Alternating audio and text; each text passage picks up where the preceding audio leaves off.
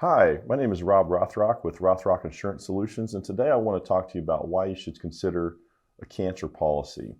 This is a subject that is near and dear to my heart, and I'll explain here in a minute, but a lot of the costs of cancer are never covered by insurance. And so primarily when we're talking about Medicare, moving to Medicare, so what are some of the costs that wouldn't be covered?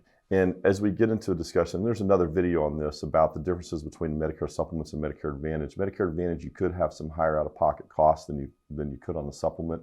But no matter what kind of prescription coverage that you get, whether it's prescription coverage that's in your Medicare Advantage plan or whether it's a standalone drug plan, you could be prescribed some medications that you need to fill at your pharmacy that can be very, very expensive. And Medicare drug coverage, once you hit a certain cap, and for 2022, when the total retail cost of your medications exceeds $4,430, that's the coverage gap level for 2022, now you're paying 25% of the retail cost of medicines. So having the way a cancer policy works, and they're really very inexpensive. So for somebody turning 65, for less than $30 a month, you can buy a $10,000 policy.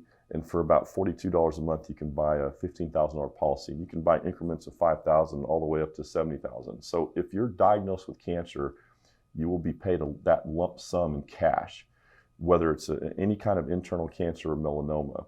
And you can even put some of these policies if the cancer comes back later, you can get a portion of that again. So if you're paying $330 a year for a policy that could pay out $10,000, you could live just about to age 95. If at any time between 65 and 95 you're diagnosed with cancer, you're going to actually come out ahead financially. And I know $10,000 might not sound like a lot. I'm just using that as an example, but that's true. It's not, but your insurance is going to kick in at some point. Now, if you have medicines, you have to come out several $1,000s, you'll be glad that you have that cash policy coming to you. It comes to you tax-free too. So it's a tax-free bucket of money that you can dip into, versus having to liquidate assets out of an IRA account, which if it's a traditional IRA, you're going to pay taxes on anything that you take out of that account.